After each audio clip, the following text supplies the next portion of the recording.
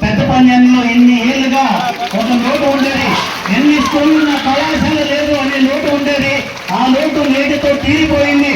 మన పన్యాలి మండలం అభివృద్ధి పదం మధ్య స్వాగతం ఆహ్వానం పలుకుతున్నాం.